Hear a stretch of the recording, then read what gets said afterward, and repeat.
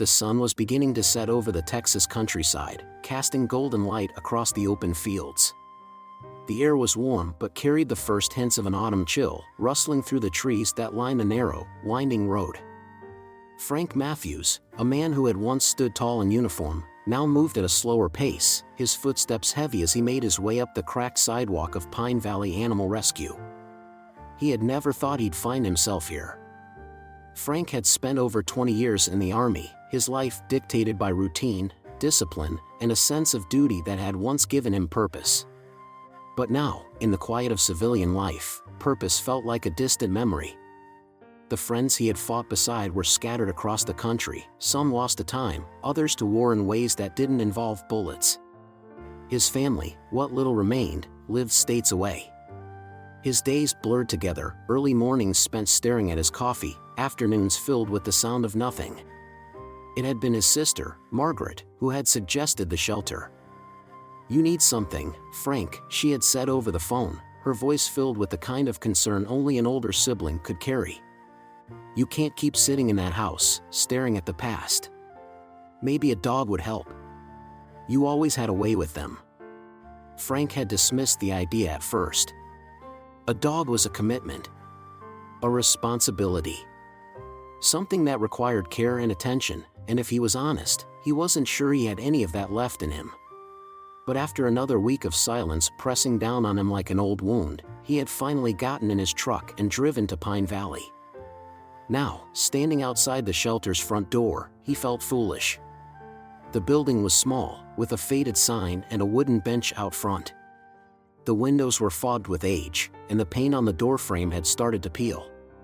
Inside, he could hear the distant barking of dogs, some high-pitched and eager, others low and tired. The smell of antiseptic and wet fur met him the moment he stepped inside, mingling with the faint scent of coffee brewing in the back room. A young man in his early 20s, wearing a shelter volunteer shirt, looked up from the front desk. "Afternoon, sir. Looking to adopt?" Frank hesitated. The truth was, he didn't know what he was looking for. "Just seeing what you got," he muttered, rubbing the back of his neck. The volunteer nodded, not pressing the issue.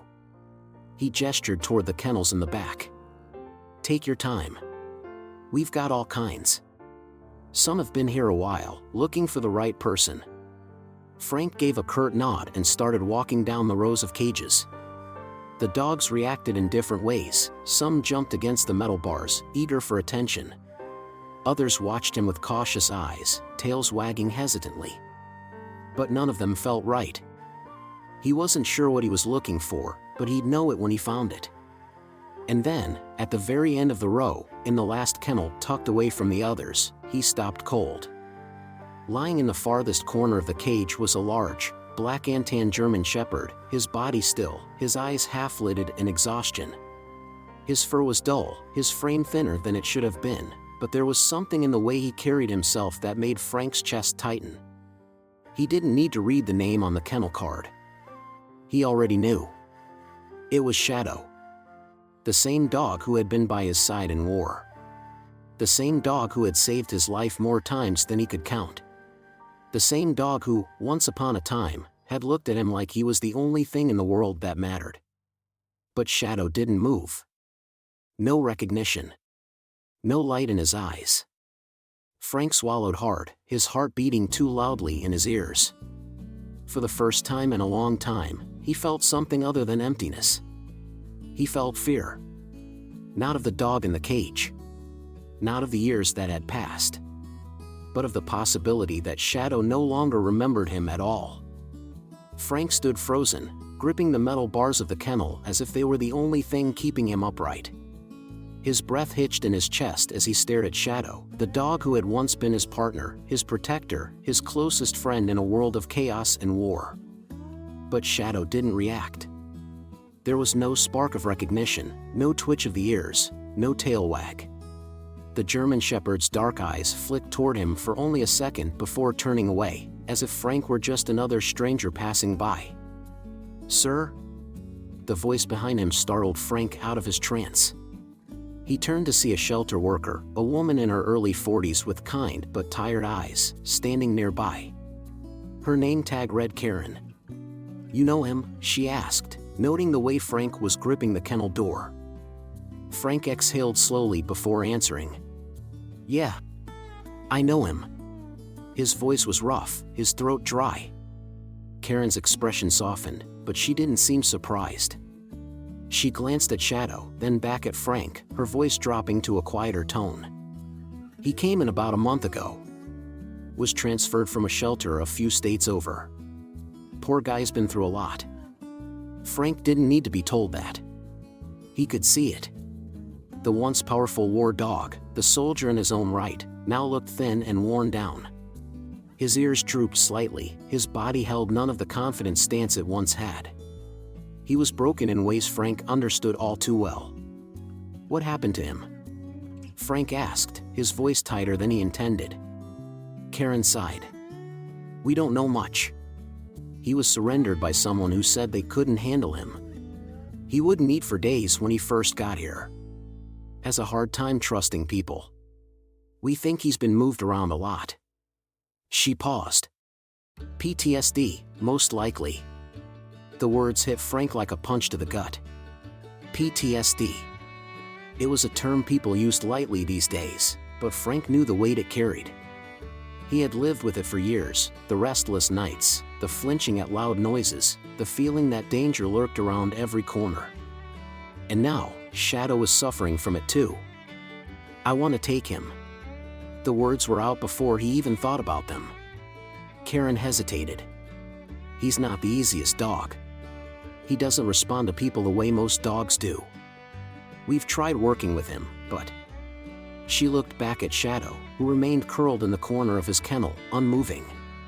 "He just doesn't seem to care anymore." Frank's jaw tightened. He knew that feeling, too. "I'm not leaving him here," he said, his voice low but firm. Karen studied him for a moment, as if weighing whether or not to argue. But something in Frank's face must have convinced her. She nodded slowly. "Let's take him outside. See how he does with you." Frank swallowed, a nervous energy creeping into his chest. He followed Karen as she retrieved a leash and carefully opened the kennel door. Shadow barely reacted, only lifting his head slightly before sighing and standing up. He moved sluggishly, as if even existing was exhausting. Karen handed Frank the leash. He took it carefully, waiting for a reaction. Nothing. They led Shadow out into the small fenced yard behind the shelter. The other dogs inside barked and whined as they passed, but Shadow ignored them, his head low, his tail limp. Once outside, Frank crouched down, leveling himself with the dog he had once trusted with his life. "Hey, partner." His voice was softer now, full of something he hadn't felt in a long time, hope. Shadow flicked his ears but didn't meet his gaze.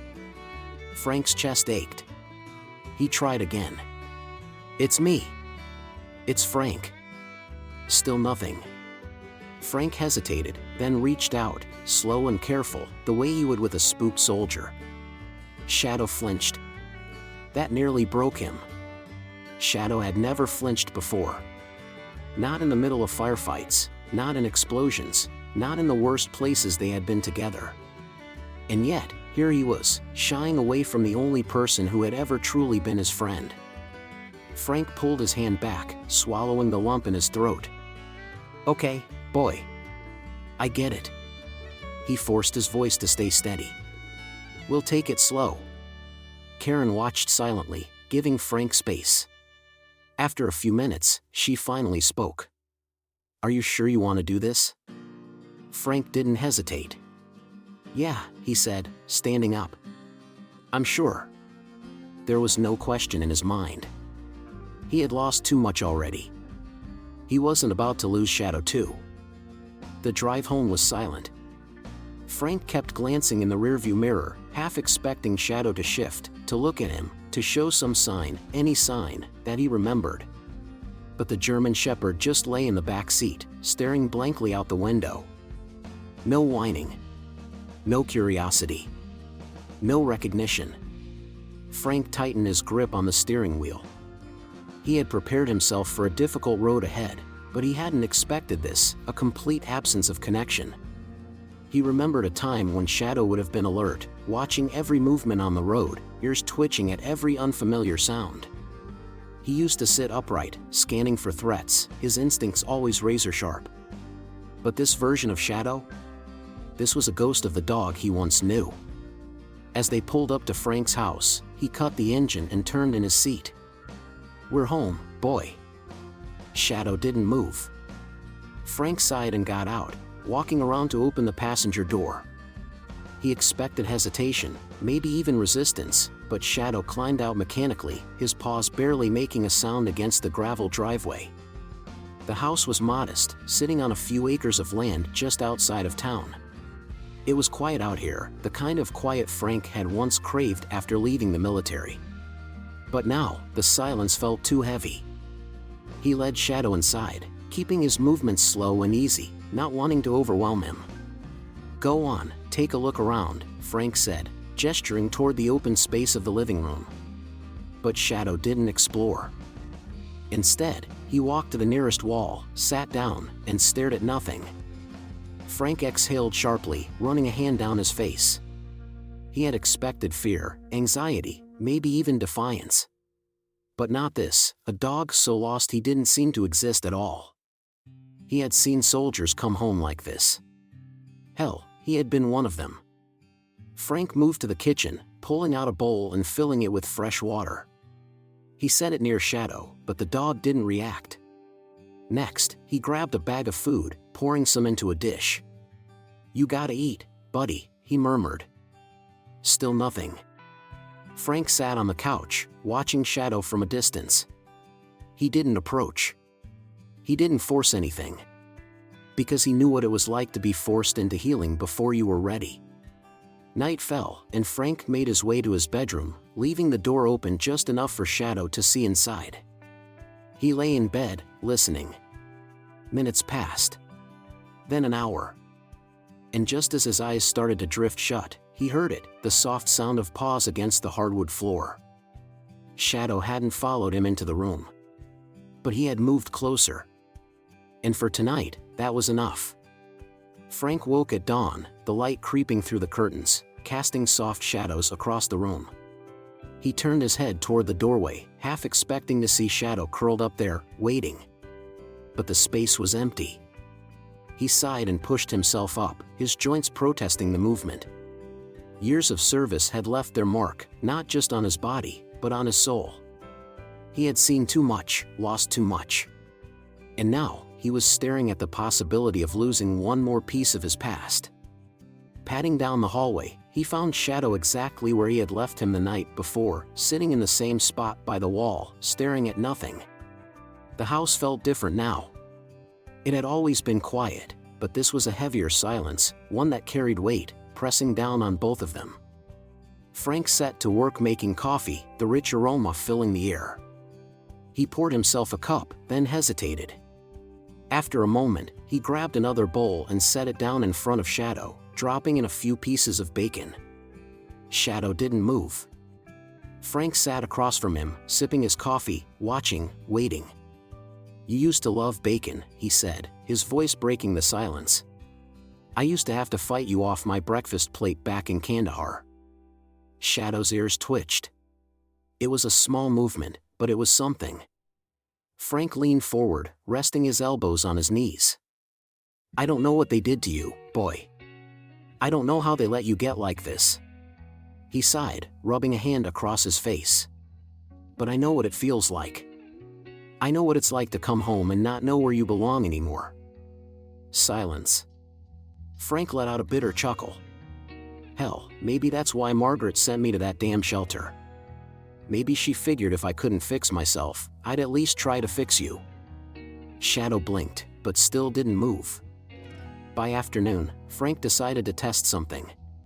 He walked over to a worn-out dog bed he had set up in the corner, the same spot where Shadow used to sleep in their old barracks.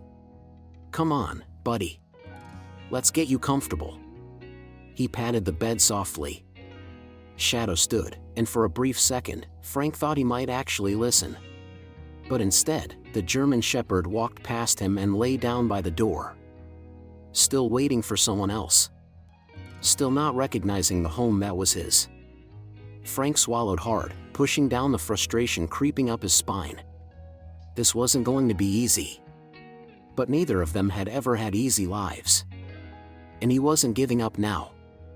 The days slipped by in slow, quiet rhythms. Frank had never been one for unnecessary noise, but the silence between him and Shadow was something else entirely. It was absence, the kind that settled into the bones, the kind that spoke louder than words. Still, Frank had learned patience in the army. He knew better than to force something before its time. So, he waited. Each morning, he placed fresh food and water in Shadow's bowls. The dog never ate when Frank was watching, but by the time evening rolled around, the dishes would be empty. It wasn't much, but it meant Shadow still had a will to survive. That was something. Frank tried different things to stir old memories.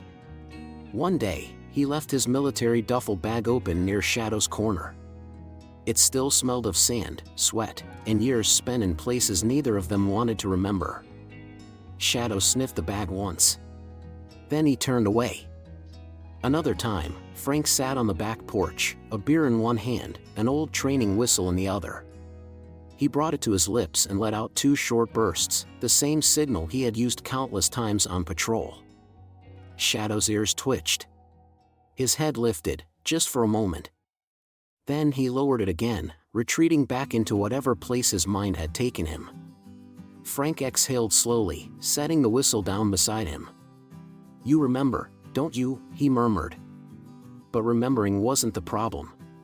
Trusting was. That night, something shifted. Frank had just turned off the lights when he heard it, the soft, steady sound of paws against the wooden floor. He held his breath, keeping his body still. Waiting.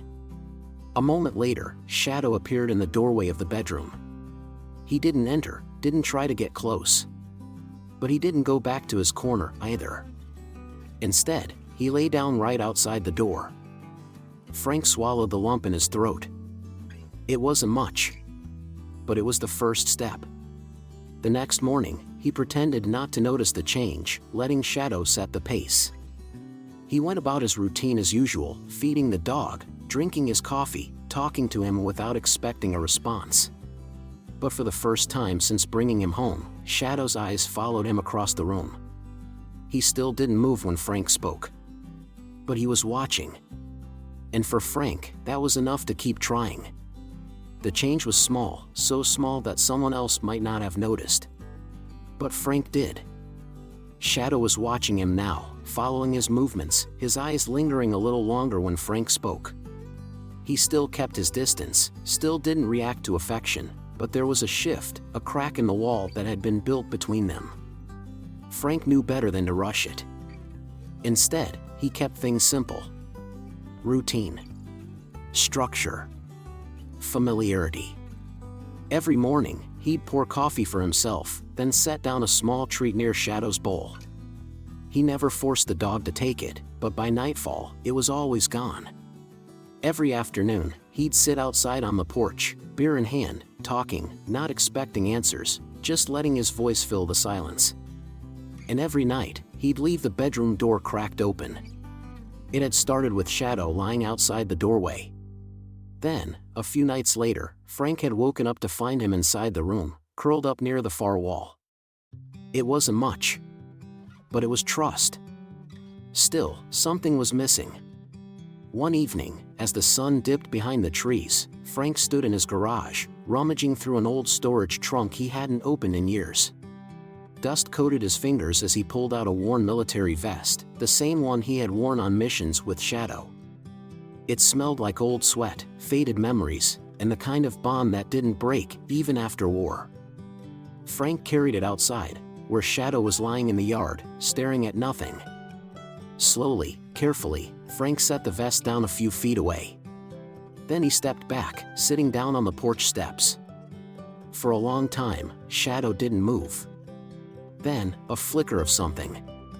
His ears perked. His nose twitched. He lifted his head, sniffing the air, sensing something familiar buried beneath the weight of lost time. Frank held his breath. Shadow stood. Not all the way, not with the confidence he once had, but he moved toward the vest. He lowered his head, sniffing the fabric. His breath hitched. Frank saw it then, the recognition, the memory breaking through. Shadow whimpered. A soft, broken sound. The kind of sound that carried years of ghosts and battles fought in silence. Frank swallowed against the tightness in his throat. "Yeah, buddy," he said softly. "You remember." Shadow didn't look at him, not yet. But he didn't move away, either. And for Frank, that was the biggest step yet. The next morning, Frank stood by the front door, leash in hand. He hadn't tried taking Shadow out since bringing him home. Too soon, too much. But after what happened with the vest, Frank felt it was time. "Come on, boy. Let's go for a walk."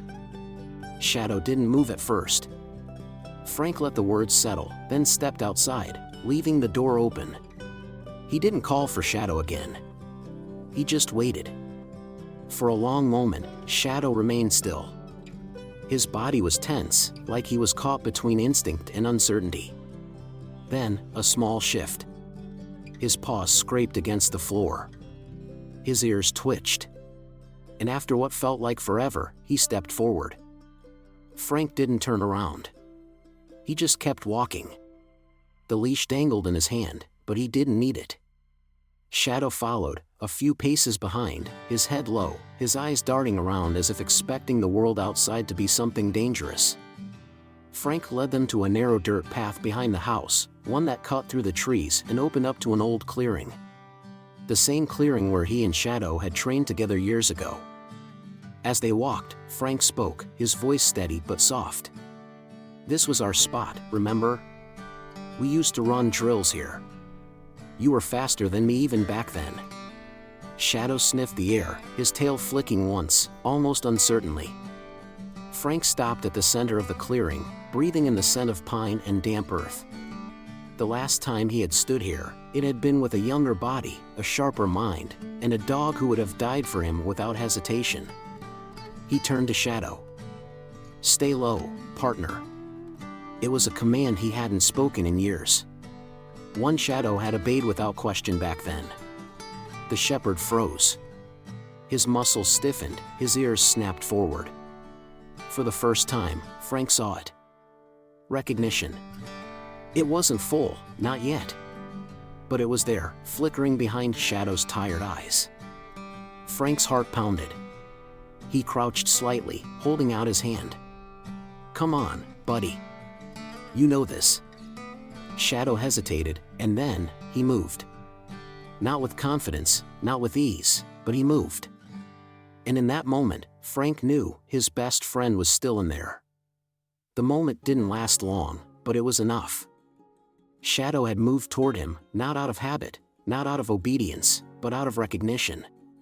Frank didn't push it. He knew better than to rush a soldier who was learning to feel safe again. Instead, he stood up, dusting off his jeans. "Good boy," he murmured, his voice steady but low, like it always had been in the field. Shadow didn't wag his tail. He didn't push against Frank's hand the way he used to. But he didn't step back, either. And that meant something. They walked back to the house together, closer than before, but still with space between them. The space didn't bother Frank. Healing wasn't about distance, it was about movement. That evening, as Frank sat on the porch, he tested something. He picked up an old tennis ball, rolling it between his fingers. It wasn't Shadow's favorite, but it was close. He turned it over once, twice, then gently tossed it into the yard. Not far. Not fast. Just enough. Shadow watched it roll. Frank held his breath. The German shepherd's ears twitched. His eyes locked on the ball. For a long time, he didn't move. Then, a flicker of instinct. Shadow took one step forward. Then another. And finally, he reached the ball. Sniffed it. Nudged it with his nose. Frank felt his chest tighten. "Go on, partner," he murmured. Shadow hesitated, but then, he picked it up. The sight of the dog standing there, ball in his mouth, was almost too much. Frank let out a slow breath, swallowing against the emotion creeping up his throat. This wasn't just play. This was memory. And memory meant hope. Shadow carried the ball for a moment before dropping it at his feet.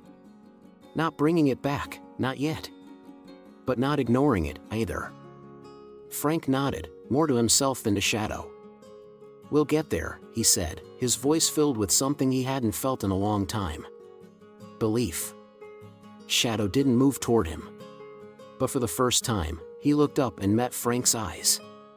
And Frank knew the past wasn't lost. It was just waiting to be found again. The night was still, the air thick with the weight of an approaching storm. Frank sat at the kitchen table, nursing a cup of coffee, lost in thought. The progress with Shadow had been slow but steady, and for the first time in years, he felt something like hope creeping back in. Then, the thunder rolled in. It wasn't loud at first, just a low grumble in the distance, but it was enough to make Frank's pulse jump. Enough to take him back. Back to nights spent in desert outposts, where distant artillery had been the sound of survival. Back to moments when the difference between life and death had been measured in seconds. His breathing hitched, his fingers tightening around the ceramic mug. He knew the feeling well. The weight of old ghosts. The kind that crept in when you least expected them. Then, he felt it. The warmth of something solid, steady, Shadow. The dog had moved beside him, close enough that Frank could feel the press of his fur against his leg. Shadow wasn't a touchy dog anymore. He had spent weeks keeping his distance, hiding in his own silence. But now, in the middle of a storm, he was here. Frank let out a shaky breath and looked down. Shadow wasn't trembling. Wasn't pacing or searching for a place to hide. He was watching Frank. And in that moment, it wasn't Shadow who needed comfort. Frank reached out slowly, laying a hand on the shepherd's head. Shadow didn't flinch, didn't pull away. Instead, he leaned into it. And for the first time in a long time, Frank felt something in him steady. The thunder rumbled again, louder this time.